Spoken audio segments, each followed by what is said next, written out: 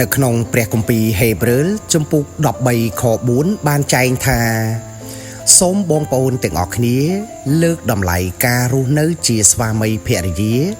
គឺមិនត្រូវក្បត់ចិត្តគ្នាឡើយត្បិតព្រះជាម្ចាស់